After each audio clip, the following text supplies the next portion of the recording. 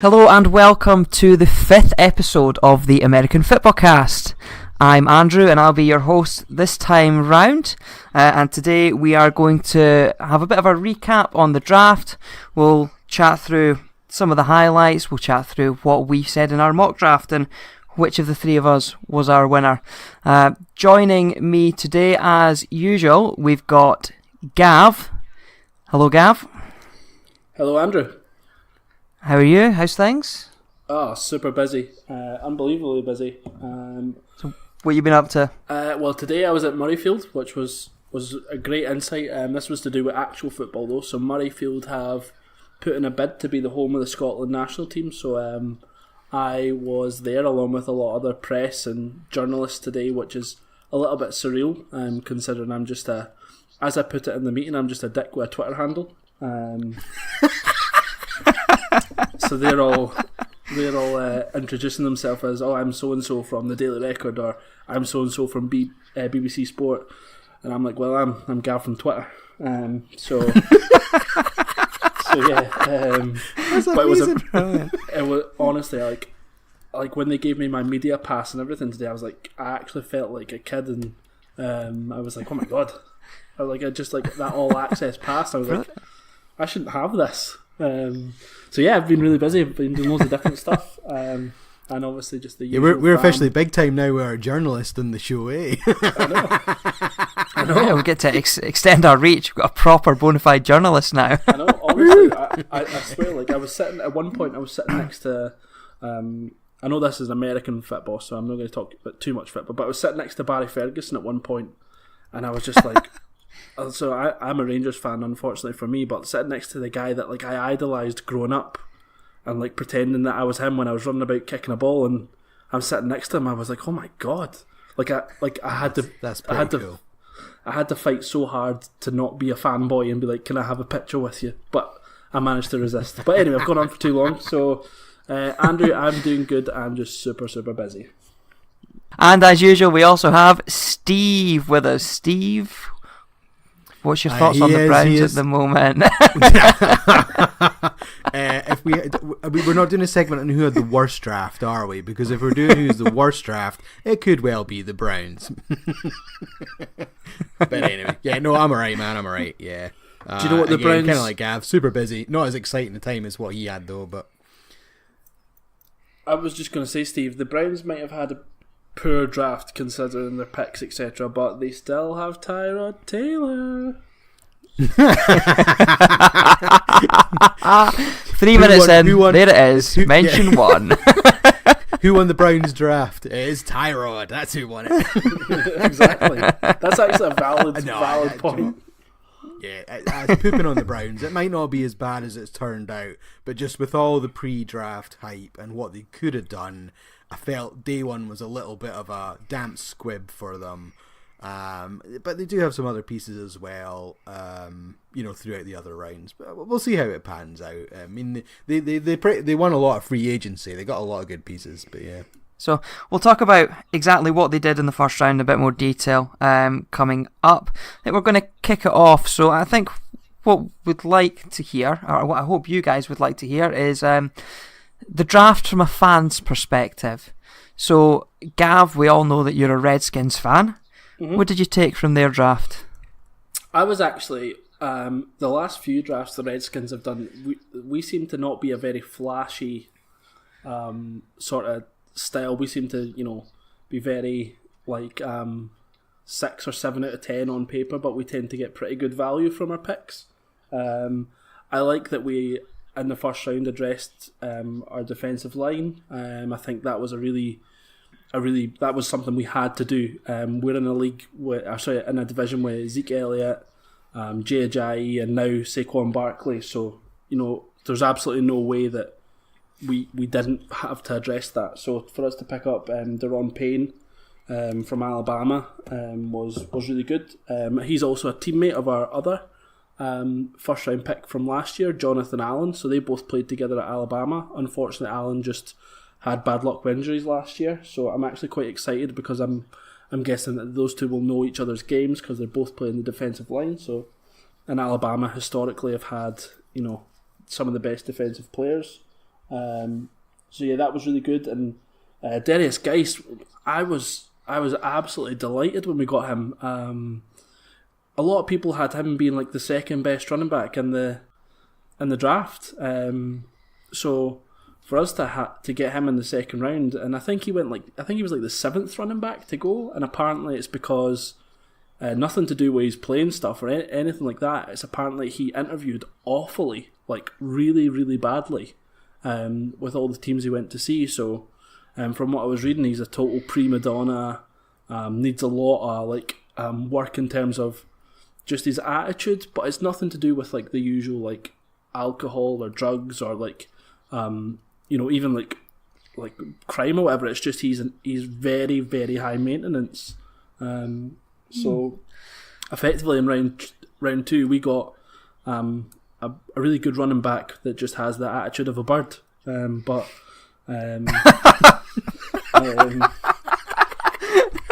Is that? I don't know if that should be edited out or not. There goes another few listeners. Oh, we're doing well at this. We're just going for straight out misogyny now. Brilliant. Yeah, so in my head, I just imagine him being a running back, but a running back wearing high heels. That's it. So yeah, I can ask Zeke to borrow his crop top just Exactly. across the division. exactly.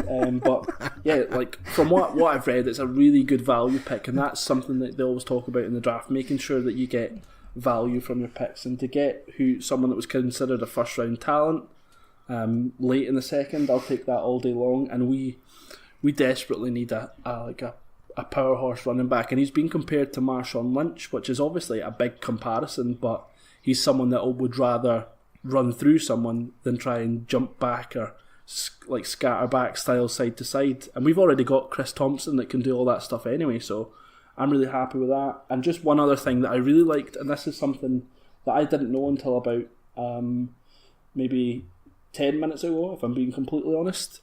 So we had the very last pick in the draft, Mr. Irrelevant, and we picked up Trey Quinn from SMU.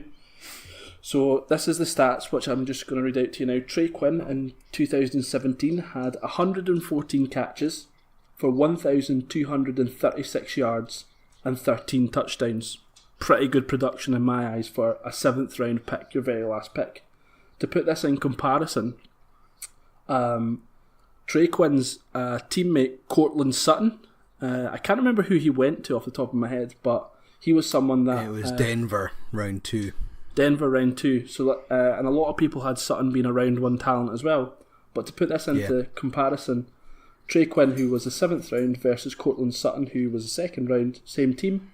Sutton had 1,085 yards and 10 touchdowns. So we got a guy in the 7th round that had more yards and more touchdowns than the guy that went in the 2nd round. I'll take that all day long. So yeah, I think overall from the Redskins... That might turn out alright for you. Yeah, that's what they were saying. A lot of people are comparing him to Wes Welker, is how he's been described. So, and obviously at one point he was really good. So, yeah, I'm really happy with the Redskins draft. We picked up a couple other guys that I don't know a whole lot about, but it seems like we addressed all our needs. So yeah, I'm happy. Good. More confident going into this year on the back of the draft than Absolutely before you were now? Absolutely not. We're still. You've got a rubbish division, haven't you? It's going to be pretty tough. Like, I think if we were in almost any other division, we would have a good chance. But the Eagles just look so good just now. The Cowboys, they've got Zeke who can get them out of just about any hole. The Giants obviously picking up Saquon Barkley, who's a generation running back, they said, and with our issue being that we can't stop the run, I'm still not very confident, but I am happy with the way that we've drafted. But yeah, just obviously we're in a really tough division just now. Yeah, okay. Andrew, So, sorry, I was just going to say, Andrew, what about the Cardinals? What did you think being our Cardinals? yeah. So I don't think there will be any Cardinal fan anywhere that isn't delighted with how that draft went. First up, to move up the 5 spaces to get Rosen and not mortgage the future, as they like to say. Didn't give up a huge amount to move up, and we've got a quarterback. They reckon he's the best pocket passer of the 4 that were there, and that's already the type of quarterback that the Cardinals are used to having. So I think he'll fit in nicely behind Bradford when he gets injured in week 3. And then you've got Christian Kirk at wide receiver. Again, it was an obvious need. A couple of picks on the offensive line and another cornerback as well. So yeah, I think all the needs that were there have been addressed, and I can't wait to see how they go. Do you think that the Cardinals are in a better position after the draft? Definitely in a better position, but much like the Redskins, we've got a nightmare division. So the Rams are going to steamroll the division, I think, regardless of what happens. The 49ers will probably finish second and make the playoffs, leaving the Cardinals and the Seahawks to fight it out at the bottom. But I think that before the draft I was convinced we would be 4th, whereas we might now fight for 3rd. Yeah, I think that picking up Josh Rosen, as you mentioned, was a really good move. I was surprised that he was still there, to be honest, but I thought that someone else might have. Once Allen went at 7, I thought there would have been a mad scramble to then go and get Rosen. So I think for him to be still there was really good. And I think as I've mentioned, I'm going to say it again, I think I'm being consistent, but Sam Bradford's made of chocolate, so I'm very confident that Josh Rosen will play over 5 games this season. Yeah, I agree. I don't think that... Yeah, I think Bradford could be injured in the first 3 or 4 weeks, and then Rosen will take it from there, and hopefully he'll be the starting quarterback for the next 15 years. Is that the first 3 or 4 weeks of pre-season? If they've got any sense, they are not rolling him out in pre-season. They're going to wrap him in cotton wool and just wait until game 1. Yeah. Yeah, you would hope that is how they would approach it, but yeah, we'll see. We'll see. Steve, I know obviously you're one of these weird people that supports everyone. Loads of teams, yeah. Or no teams, depends on your viewpoint. Yeah, that's true. So we've obviously picked our teams. Who are you going to talk about? I'm going to interject. I'm going to take us just 2 minutes off topic. I don't know if anyone's just seen the highlight that's come through on the app from the NFL I just app. seen it. Breaking news. Somebody, a certain Mr. Matt Ryan has just removed the goalpost yet again. 5-year, $150 million contract extension for the $100 million in guarantees. Wow. That is the first guaranteed $100 million contract ever. That is mental. Utterly mental. That's totally thrown me off my game as well, so I'm going to put the phone away now and concentrate for the rest of today. Okay, so team-wise, I'm going to keep one in my back pocket for later, because we're going to do draft, who we think our draft winners were earlier on, but what I'm going to pick team-wise is who would have been 3rd on my list, and that is the Broncos. Now, thinking about this, I was a lot of pre-draft hype was that they, even though they've got Case Keenum in, they might. It is Case Keenum, isn't it? Yeah. Yeah. They might have still taken a quarterback at 5 anyway. Somebody to sit behind him and develop and whatnot. Elway clearly has decided to go all in, which is really good. Well, it kind of helps. Keenum's stability and whatnot as well. So doesn't have that hanging over him. They didn't pick the quarterback at 5, but they had Bradley Chubb sitting there because, interestingly, Cleveland didn't take him at 4, which is what I hummed and hawed about.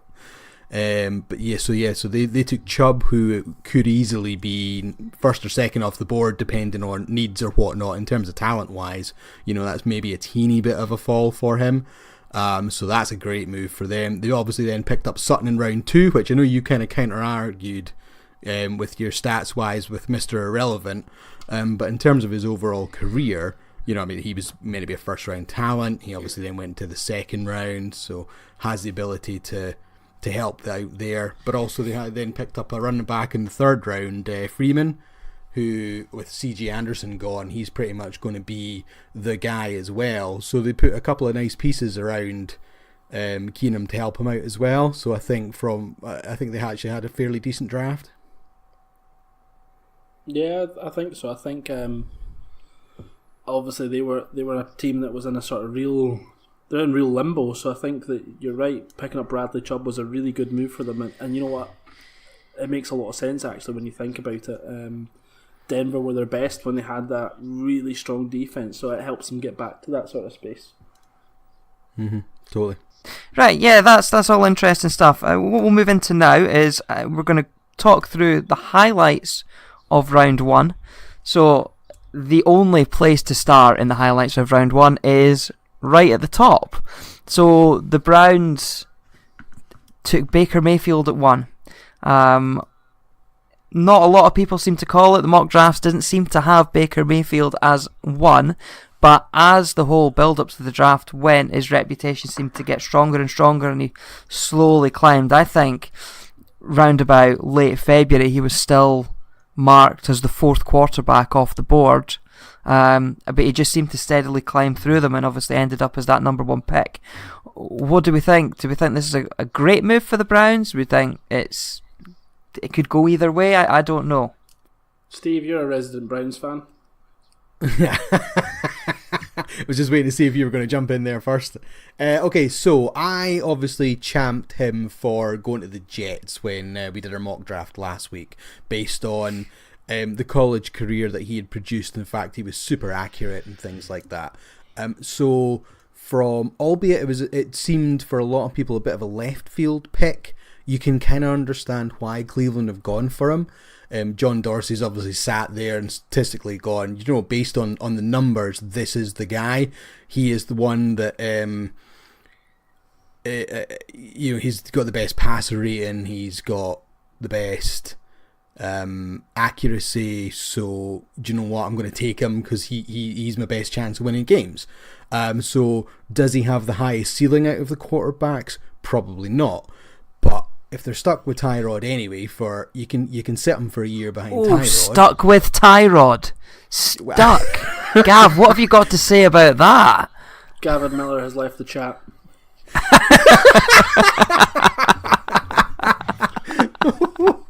Oh, sorry. Let me reword that. If they have Tyrod for a year anyway to help them get some wins. But they can sit Baker behind him just to help learn it and develop him a bit more. That's maybe a good thing for him as well. He doesn't have... Yeah, he's the number 1 pick, and a lot of people will probably think he might have to start week 1, but I don't think he has to. I think they could be really sensible with this and stick him behind Tyrod for the good chunk of the first year. I mean, unless through unfortunate circumstances, if they're sitting there at 0-4, 0-5 again... well, there's probably no option but to chuck him in. But if they get a win or two out of the first few games, you can keep him back and then put him in towards the end of the season to give him a bit of experience, ready to take on 2019. Yeah, I think you're spot on with a lot of things you said there. I actually, moving my Tyrod fanboy away from a wee bit, I actually think the best thing the Browns could do would be to almost sit him for the full year regardless, and the reason behind that is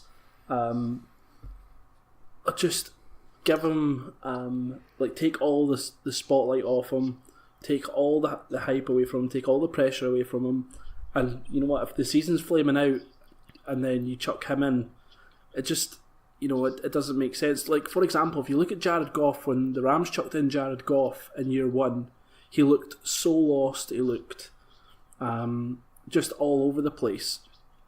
And then year 2, once he'd obviously learned more and had time to fully understand it, he came back and was one of the best in the league. And I think that the Browns, who have, because they've picked a quarterback and the first pick overall, they are going to have everybody watching them and watching how he does, which is unnecessary pressure. And I know he's apparently a very confident guy, so he'll believe in himself, but he can't affect everything that goes on round about him.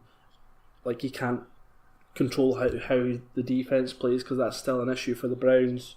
But yeah, the one other thing I'm just going to say about Baker Mayfield is, I think that learning from Tyrod Taylor is actually quite a good thing. He's obviously, there's better quarterbacks out there you could learn from, but in terms of his playing style, I think Mayfield and Taylor have got some similarities in terms of like they're more mobile than people give them credit for.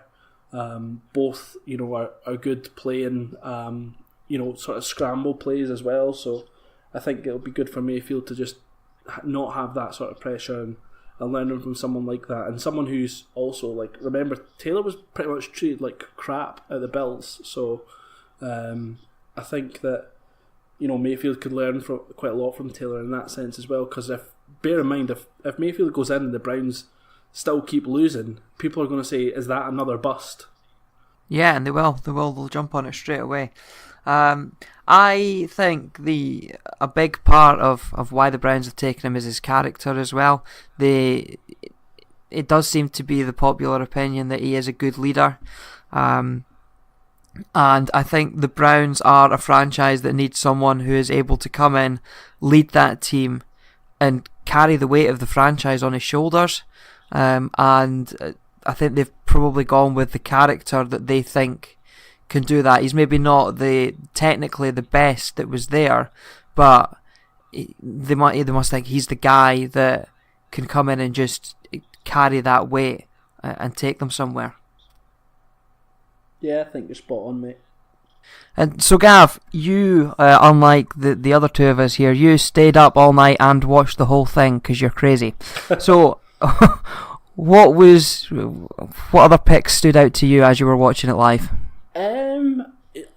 I think I put in the group chat after I watched it, it almost felt a little bit like the first round was really weird, especially after sort of pick 10, after Josh Rosen went. It was just really, like, none of the picks were how I sort of anticipated. There was a lot of, like, surprise picks. For example, I think one of the ones that I mentioned in the group chat was the pick the Steelers made. The guy had like a third or fourth round grade, and he went in the first, and everyone was like, what the hell? So it was definitely a sort of weird one. But some of the moves that I really liked, as you know from when we spoke before, I was a big fan of Josh Allen. Really liked him, and I like the fit at the Bills. I think that organisation seems to be going in the right direction, and I think he'll get time to develop there. So that was a really good move. The 49ers taking Mike McGlinchey, protecting Jimmy G for the next while was really good. The Colts picking up Quentin Nelson, which was really good. It just lacked that sort of big. After the quarterbacks went, it just sort of felt a bit like, all the big fireworks were done, and it was just damp squibs that were left. Which is a shame, really, because a lot of these kids are going to come out and absolutely ball, and they're going to be brilliant players a few years from now. And we'll possibly look back and go, yeah, okay, we maybe didn't give them enough credit, but it was all about the quarterbacks this year, and it's all everyone talked about leading up to it. And you're almost right, because I've watched some of it. I've only got as far as pick 12. And it's like all the quarterbacks are off the board now, and I kind of know what you're feeling. I haven't watched the rest of it yet, but I'm thinking the rest of this. Well, I mean, because I kind of know what happened because I didn't watch it live as such. But I get a feeling it's just going to kind of go through the motion now. It's not going to be uber exciting or anything. So I love Vita Vea. God, did you see that boy's smile coming out? And and his outfit he was wearing as well. Did you see his interview with Deion Sanders afterwards? It says, go and pronounce your name, and we got the full version of his name. Yeah, it was amazing. It was absolutely amazing. I was absolutely mental. He's got about 8 parts to his name or something. It's huge. Just like him, he's an absolute mountain. God, yeah. I was so gutted because obviously he went pick 12. Redskins had 13. I was thinking, oh my god! If he was on the board, you nearly got him. He was going. Yeah, he was definitely going to. He went to Washington at college, So he was absolutely going to the Redskins. So when it would have been great. When he went at 12, that for me was like, that was the most exciting part for me, and I sort of like, I had a lot of obviously a buzz thinking, oh my god, he could fall to the Redskins. But then when he called out, I was like, shit. Yeah. But then a couple of picks later, then you had this crazy trade with the Saints jumping all the way up for Davenport. What are you thinking about that one? That was a weird one. I didn't understand that. I think there's a chance that he still could have been there, like without them having to move up, just based on what the other team's needs were. Certainly not as high as they needed to, and for what they gave up, because they've given up obviously swapping picks this year, something else this year, and the first round next year. Yeah, I mean, so Green Bay are laughing. Yeah, it was a great move for the Packers. But like when you look at the rest of the sort of the draft picks after it, like nobody else, like everyone was picking cornerbacks, offensive linemen. I do genuinely think they could just looking. Where were they before? They would have been at 27, so potentially Dallas at 19 might have sniped him. If not that, Tennessee at 22 possibly would have taken him. But that's maybe the only two teams that I can see that they would have had a potential problem. Yep, that's so they seem to give up an awful lot and moved up awful high to get him. So I think I don't know the thinking behind that.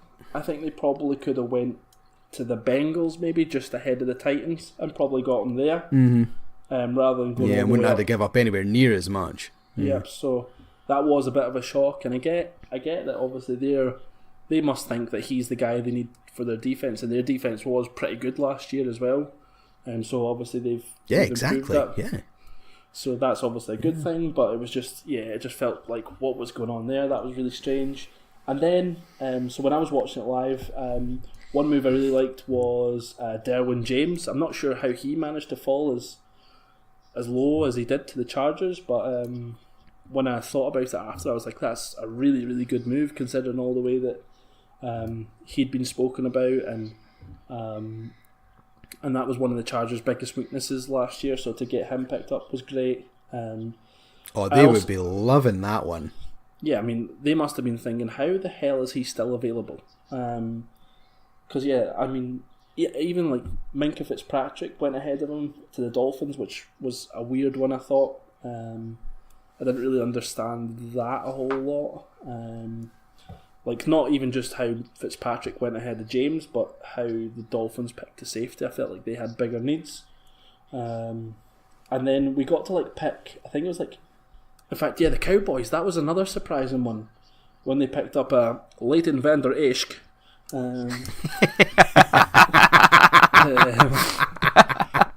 That was just a really, really weird one. Like, I didn't see that happen at all. Obviously, we spoke in our mock draft about how they were definitely going to take a wide receiver, and I think a lot of other people had the same sort of thinking. Then he came out, and it just felt like, is that you giving up too much? Because there were some people that didn't even have him going in the first round, so I don't know, that was a bit weird. They didn't take a wide receiver till round 3, did they, either? Yeah, it was weird. Didn't understand that. So I feel really sorry for Dak Prescott for next year. I know they obviously have Zeke and they'll rely on him heavily, but I just feel like if you shut him down, do the Cowboys have anything else? And the Eagles obviously have one of the best defensive lines in it. The Redskins, we've improved ours. The Giants, their defense, it had a bad year last year, but predominantly it's full of good players. I just feel like, what are the Cowboys doing? And they obviously also picked up a quarterback later on as well, which it was like the 4th round or whatever. And there was some talk that I read that for whatever reason the Cowboys just are not sold on Dak Prescott anymore. I don't know if it's because he had a bad year or whatever, and there was no real competition behind him. So that was a bit strange. And then the only other things that was sort of weird for me was, I think it was, in fact, the next sort of 4 or 5 picks were just a bit meh. Like, Ragnow to the Lions, Price to the Bengals. It was just, I know what you mean. Yeah. It was just a bit, like, flat. And even it sort of felt that way when obviously the players were delighted coming out, but it just felt like even in the crowd, like some of the fans that were there for these teams were a bit like, what the fuck's going on here? So yeah, what about Ridley falling to the Falcons? Is that a bit of a surprise? Do we think? Yeah, I was surprised. Yeah, I thought he was definitely going to be. I think I gave him to the Redskins in our mock draft. So, and I thought if the Redskins didn't take a wide receiver, the Cowboys were going to take him. And then if the Cowboys didn't take him, I thought the Panthers were going to take him. And he fell again. So it was definitely a weird one for me. Andrew, what do you think? Yeah, I can only echo that. It was a bit of a strange one. I'll just go back to one of your other picks from earlier that of sort of weird, but gave us quite a nice story. And when the Steelers did take Terrell Edmonds, it meant that he and his brother Tremaine obviously were both picked in the first round. So it's the first pair of brothers that have ever been picked together in the first round of a draft, which I thought that's a nice little story there. Yeah, I think you're right. I think it's obviously pretty cool, but yeah, it was definitely a weird one in terms of him sort of going as high as he did. I think again, like it just seems like overall this draft after the top 10, everyone in this draft was a bit like sort of head scratching all the way through. Yeah. You could also argue that the other Edmonds brother went too low. You know, the fact that he managed to fall all the way to 16. But again, it was kind of what we were talking about earlier with people jumping up and taking players that you wouldn't expected, which then you have that cavalcade effect where other people then fall down. And then Edmonds was sitting there at 16 and Buffalo decided to pull the gun and move up again, you know, moving up twice in the first round and getting arguably 2 of the top 10 players. So they've done rather well. Yeah, I think the Bills have definitely done well. The only other one that I think we'll maybe touch on this a little bit later, but what do we think about Lamar Jackson? I'm not sure. is really kind of a bit of a summary on that. I don't know much about him. I suppose he's probably fallen from where people thought he would go, but interestingly, actually people had him going to the Ravens round about 16 anyway, so maybe from like Aussie Newsom's point of view, you're probably like, God, this is a genius move. You've managed to move back a couple of times, still snag who you were going to anyway. You know, so yeah, I mean, I suppose there is the question about whether Flacco is going to be there anymore.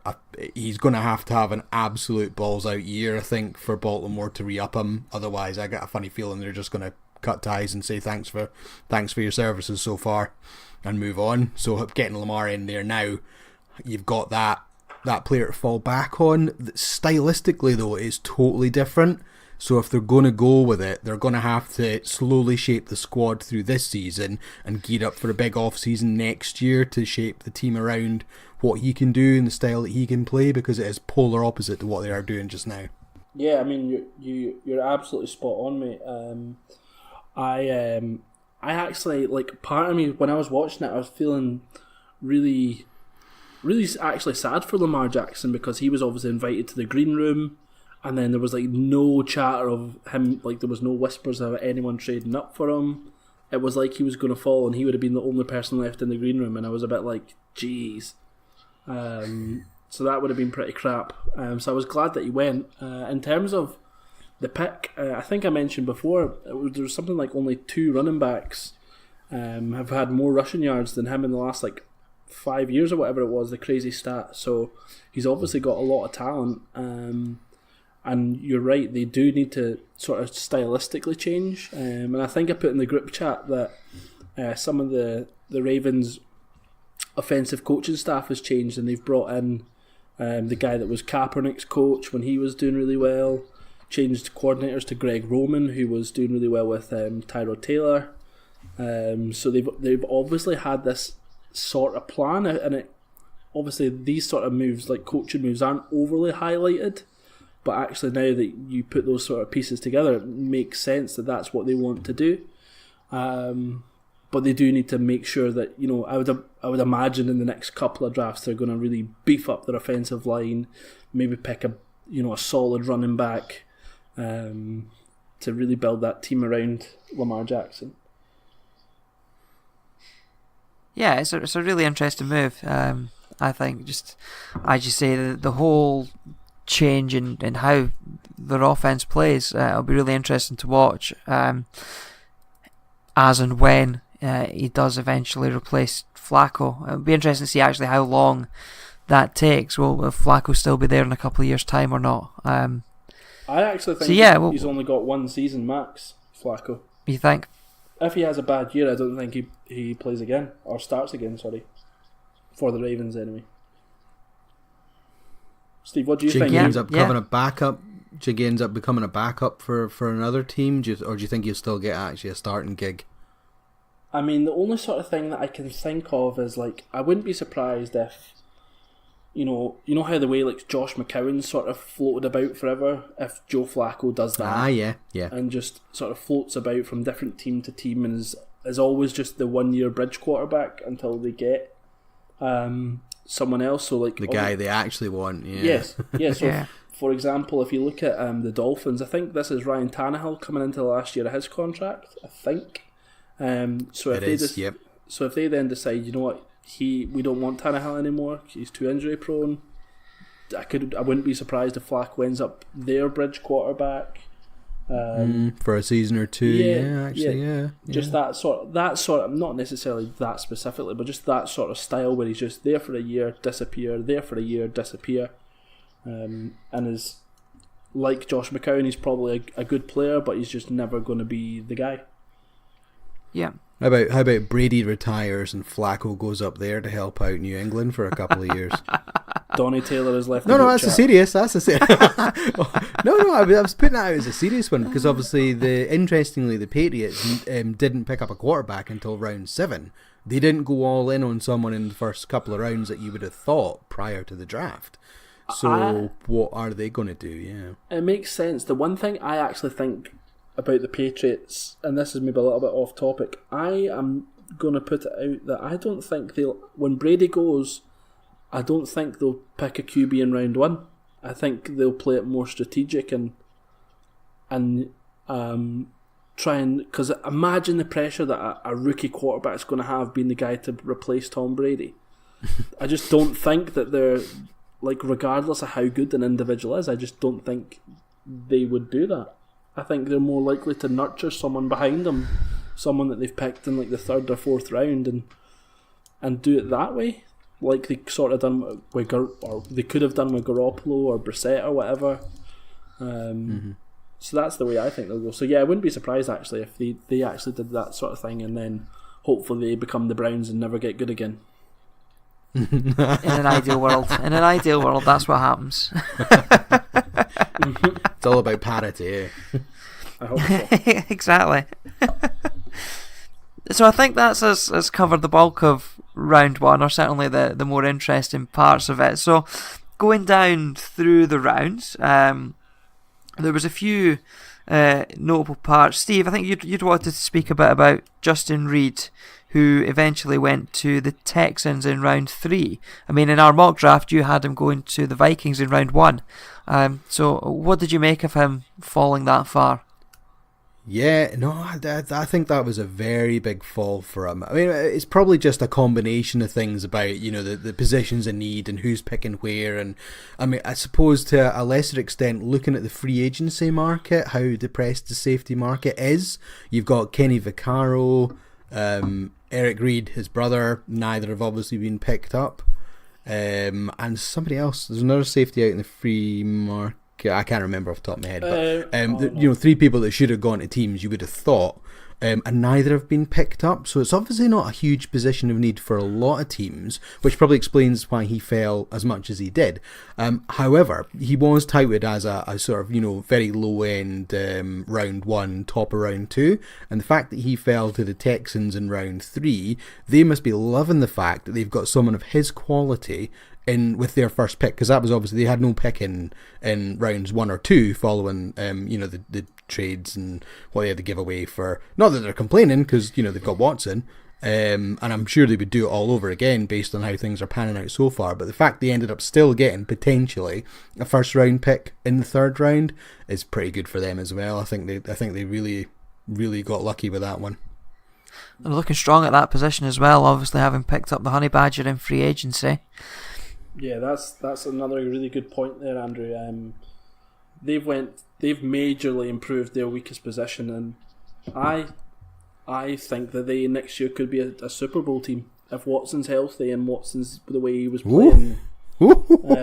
Actually, that's not as silly a thought as Right, it's still a lot would need to happen, obviously. But when you think of it, the Watson was out, JJ Watt was out. Imagine if they get Watt. Whitney Merciless, I think, was injured as well, was he not? You're right. Yeah. So they didn't get Will Fuller until halfway through the season, and he made some impact when he came in. So imagine Hopkins, Fuller, Lamar Miller, Deshaun Watson, JJ Watt, Clowney, the Honey Badger, and Reed all playing at the top of their game. That could be a sneaky team. And I'm sure they also picked up some O-line help as well at the bottom around 3, if I remember rightly. So, which is obviously I would say their inverted commas weakest area. So they need some help on that. So they've got a bit more strength in there to help keep Watson up, which is going to help all the other parts click. Yeah, I think you're absolutely spot on, mate. That probably is their only real area that they need to develop. Everything else is pretty strong.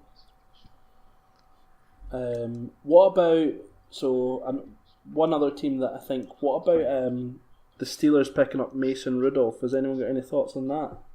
Well, it's obviously a thought that it's something they need to think about in the fairly short-term future. Obviously, Big Ben had his issues last year. He doesn't know if he's still got it, as he said. Obviously quarterback was a need that they had, and they've addressed that. I don't know enough about Mason Rudolph to know if he is the answer, if he's going to be able to sit and then come in and perform, but that offense has got all the options. So if a rookie quarterback is going to succeed in an offense, you would think the Steelers' offense is one that's built for someone to succeed in when you've got Antonio Brown and Lev Bell there.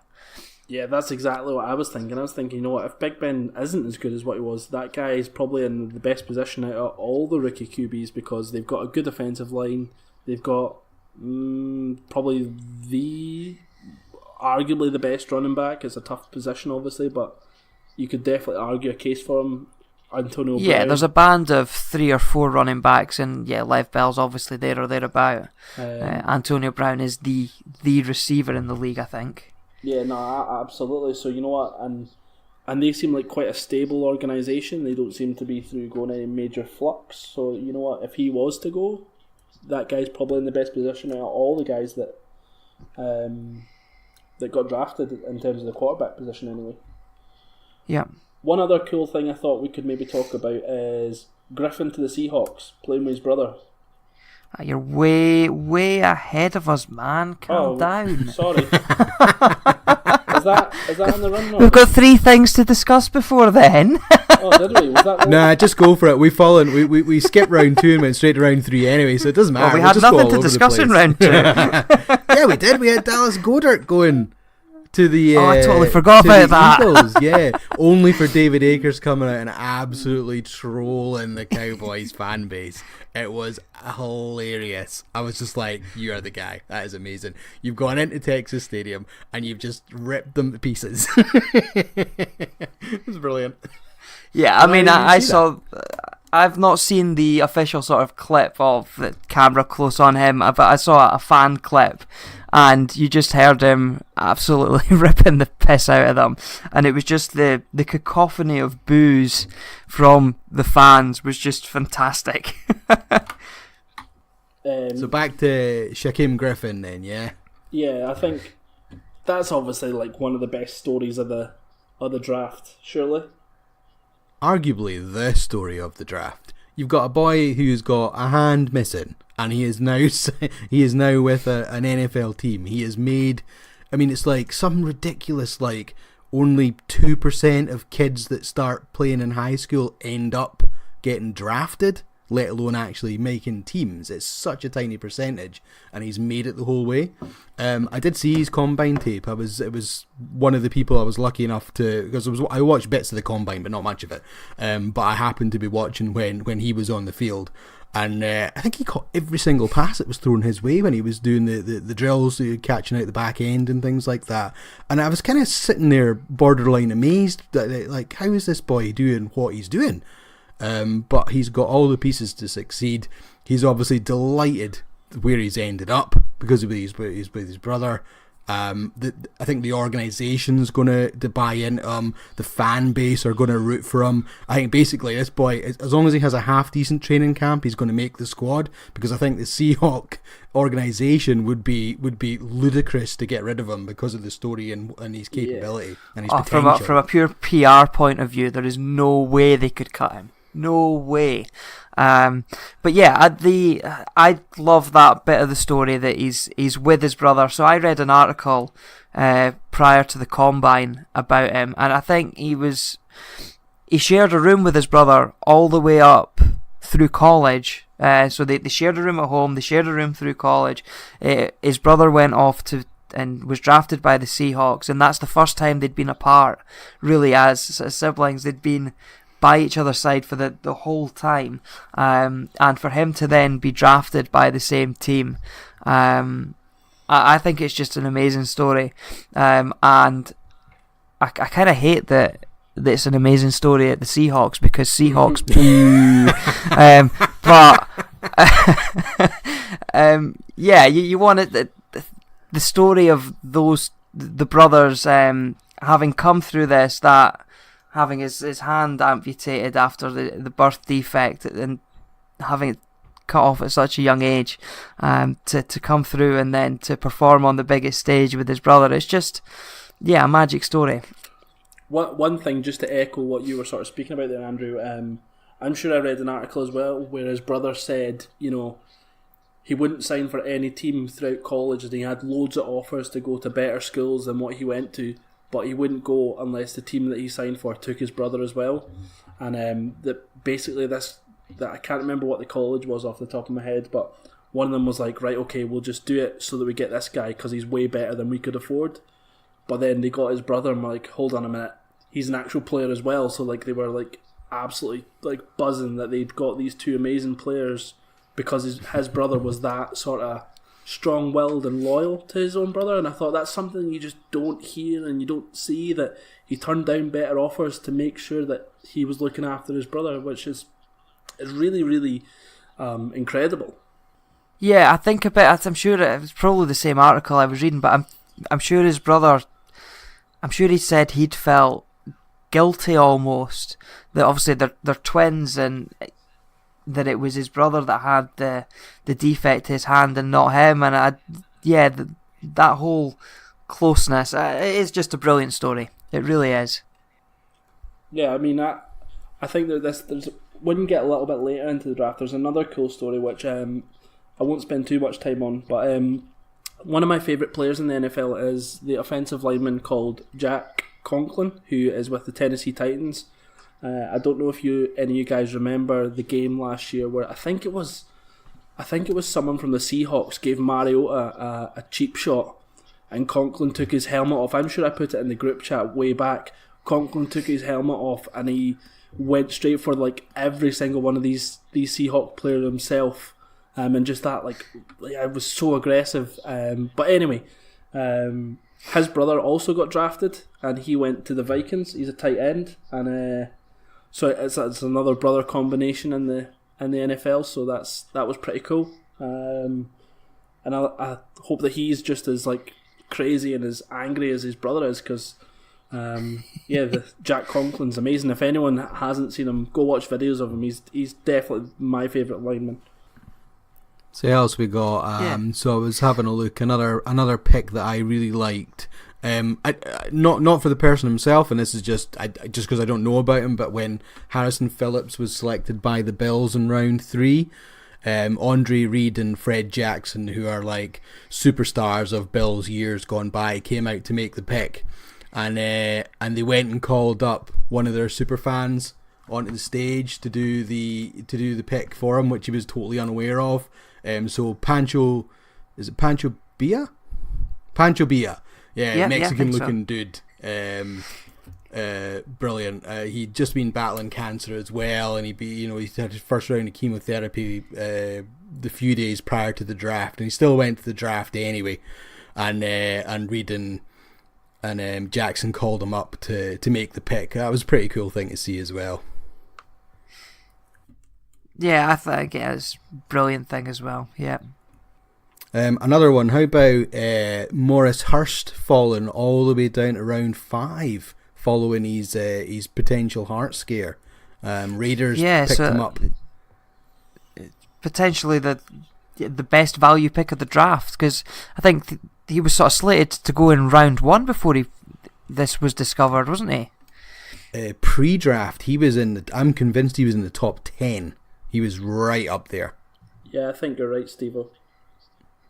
And then there was this potential heart problem that was detected in the draft, and even then a lot of the mock drafts had him still going in the first round, but maybe down round about maybe pick 20 to 25 window. There wasn't a huge amount of mock drafts that had him dropping out of the first round at all. Percentage, I'd say at least 3/4 of them had him in, possibly even higher than that. And then he fell out of day 1, so then you were looking at who's best available picks on day 2, and all the articles were like, oh, he's in the top 3 or 4 best available players, and he fell all the way out of day 2 as well, and into day 3, and you're just thinking, when's this boy's fall going to stop? And eventually it was pick 140. So the Raiders are obviously happy enough with how his medicals checked out, and are going to take him.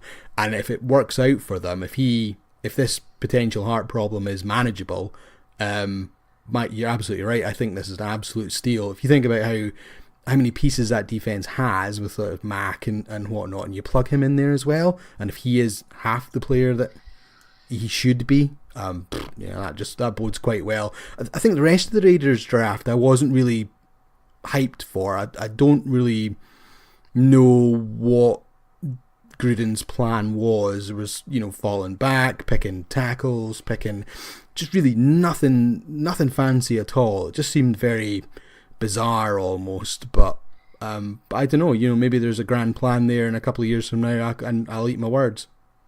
Yeah, the Raiders were really weird. I thought and even all the sort of analysts after it were giving them one of the worst gradings at every team. Just the draft they made didn't make sense. They addressed positions that didn't overly need addressed. Didn't replace. A lot of people had them picking up a wide receiver to replace Crabtree. I know they picked up Jordan Nelson, but there's a lot of questions about his durability. So yeah, I think you're right. The Raiders were definitely a disappointment in terms of the excitement levels. Anyway. Yeah. So that's all. Yeah, I think that's our take on the notable moments of the draft. So I think what I want us to do here is, who do we think won the draft? Now, I'm going to start by kicking off myself, and I'm going to be completely biased, and I'm going to tell you that the Cardinals won the draft by taking Rosen in round 1, addressing a few key needs. I think every need that needed addressed was addressed by the Cardinals. So, Steve, who won the draft for you? Okay, so yeah, I had 3 I'd put in mind. Obviously, I mentioned Denver earlier on as my I think did 3rd overall. Who I've put down for 2nd is the Giants. I think they obviously got Barkley, which worked out quite well for them because Cleveland didn't take, which made their decision a lot more simpler about whether they're going to stick or move back or whatnot. But I think getting Hernandez in round 2 was another great move to help that. Plug him in at guard, helps replenish a bit of a depleted O-line. Picking up Hill as a defensive tackle in round 3, and then probably more interestingly that Kyle Loletta as a developmental quarterback in the 4th. If you sit him behind Eli for a couple of years, does he then eventually take over? In retrospect, it could be a really good draft class for them. But my team, it's maybe a bit of an outlying pick, but I'm going to stick with it in terms of quantity over potential quality, but you hope for both, and that's the Colts. Obviously, they end up getting Nelton at pick 6, which has worked out fabby for them because he was the top or 2nd graded person, on everyone's board. But they ended up getting 4 second-round picks, all to help the defense. 3 for the defense and a guard as well. So they picked up a guard, Braden Smith. They then got Darius Leonard at linebacker to Kimoko Toure on edge and Taquan Lewis at defensive end. Their defence is needing a lot of pieces. And, well, obviously, we all knew that the O-line needed help anyway to protect Luck. So the fact they ended up with 4 second-rounders by moving around and picking up extra picks from other teams and stuff has worked out great for them. And a wee flyer as well in the 4th round, they picked up this Naeem Hines as a running back, which they're obviously needing somebody. And there's a few people that are saying he's sneaky better than a lot of people have given him credit for. So I think it could turn out to be total egg in my face a few years from now, but now I'm going to stick with the Colts. I'm going to say from where they needed to go and what they've picked, this could be a really good draft class for them. Yeah, I think the Colts definitely had to have a strong draft. So, and I think you're right. You know what, they had a lot of picks, so they've hopefully picked up a lot of good talent. I think I mentioned last time, Andrew Luck. I think he deserves, a chance to see how far he can go, and the fact that that team was so depleted all over the field. Hopefully, they've made some of these decisions that will help him go to where he should go, in my opinion. So yeah, I like that, Steve. I like that. So who was your winner, Gav? I actually really liked what the Green Bay Packers done. I think their first 2 picks, they picked up the 2 cornerbacks, which has definitely been their weakest point. They picked up Jair Alexander and Josh Jackson, I think it was. And both those guys are really good cornerbacks. Both, well, obviously Alexander did go in the first round, but Jackson was also expected to go in the first round, just a little bit later. So for those guys to pick up, those 2 players, I think, was really good. And Aaron Rodgers can get you almost anything. Just when you watched back the Green Bay Packers, their problem was their secondary was just so bad. I mean, like so bad. Like how many games did they have to? I think even their playoff game against the Cowboys, was it, where it was like 35-32 or whatever, just craziness that they that in a playoff game that was the score. So yeah, I think they had a really good draft, and they always seem to do pretty well with these sort of later round wide receivers. They picked up a guy called Jamon Moore, who a lot of people have said he's really raw. Had he been a bit more polished, he would be a first round talent, or a late first round talent, sorry. So yeah, that could potentially replace Jordan Nelson over time. They picked up a couple of pieces in the defensive line. So yeah, I think the Packers had a good draft, and as I mentioned, whenever you've got Aaron Rodgers, you've always got a chance. They also picked up that, is it Equiminius St. Brown, or I don't know exactly how he pronounces his name, but he fell all the way to the 6th round, where I'd seen drafts that had him going in the 2nd round to teams, so he kind of fell a bit too. So if he comes in as one of these players that, because he's fallen so much, he's got a bit of a chip on his shoulder, and he really digs in practice and turns out good, then that's going to be another massively great value pick for them as well. Yeah, absolutely. And he's also got a fantastic first name, which is plus 10 points in Gavland. Yeah, exactly. He would be a first round talent just based on his name. I don't know if that comes into it when scouts are doing their evaluating, but for me, I would go on name and how ridiculous it sounds. First name or surname? So because it's the surname that goes in the shirt. You can sell more shirts if you got a crazy name. Yeah, that's true. I just like that, it's not just Equinimonious Brown, it's Equinimonious Saint Brown. So I just like that. He's the Saints and the Browns, and he's Equimonious, whatever that means. I have no idea. Anyway, I liked him and his silly name. Brilliant, fantastic. So, Cardinals, Colts and Packers is the 3 winners in our opinion. So, one thing we will just touch on is, obviously our last episode was a mock draft. We decided that we would mark our scores. So we each had 11 picks. We've given ourselves 1 point if they went to the right team, and 1 point if they were taking at the pick that we said they were. So Gav had 1 at the right team at the right pick, and another went to the right team at a different pick. I was exactly the same. Steve had 2 who both went to the correct team at the correct pick. So Steve was our inaugural mock draft champion. And Gav is fuming. I'm gonna leave the chat again. Well, at least I got to win something, because when it gets to fantasy season, So yeah, well done, Steve. Hashtag in the know. In the know. Just for the listeners' purposes, Andrew, who did we get right?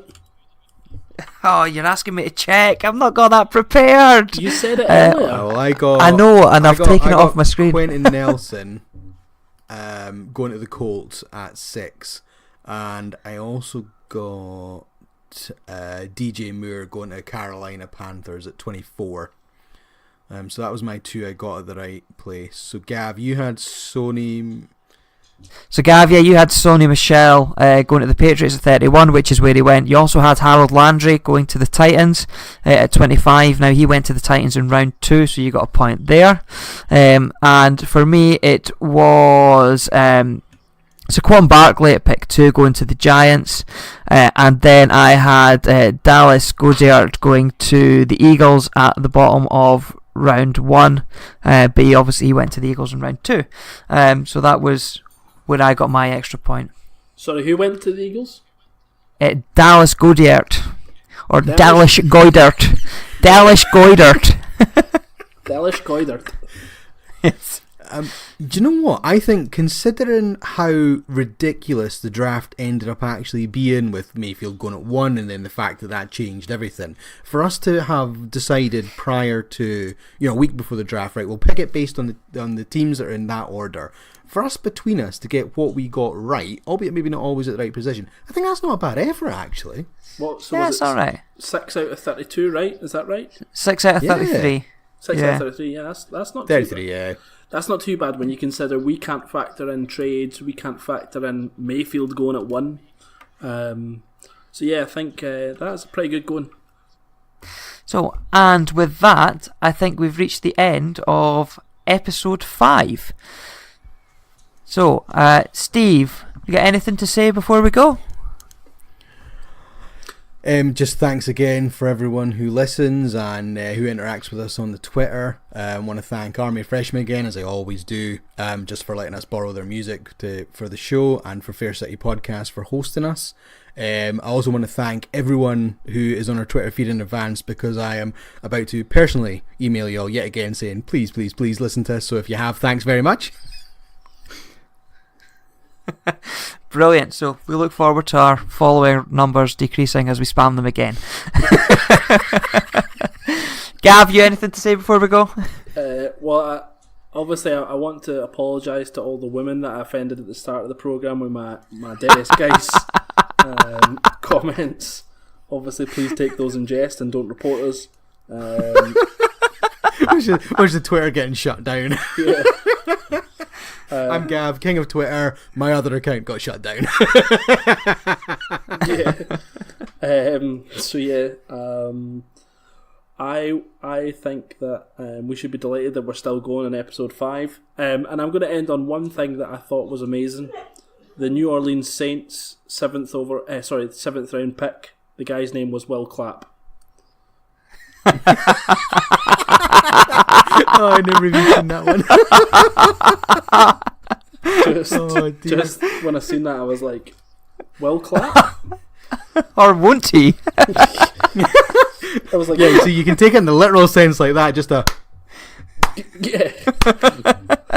And I really hope... Or do you mean the other type of clap? Or does that get us in a whole ball game we don't want to go anywhere near? Let's not, when I've already offended women, let's not get into sexually transmitted diseases as well. It's not going to end up well for us. I think we always tend to do this, getting a hole at the end of a podcast. But yeah, the one thing, you don't know how, like, you get these, like, chants. I just hope that for Will Clapp, they do that slow clap. That would be amazing if the whole stadium done a slow clap for Will Clapp. Oh, brilliant. And on that note, we now have reached the end of episode 5. Once again, thank you very much for listening. We really appreciate it. We look forward to speaking with you on Twitter. You can find us at the AFcast. Please hit us up. Let us know what you think. We really do enjoy interacting with whoever listens to us. So yeah, once again, thank you very much, and hopefully we'll see you next time.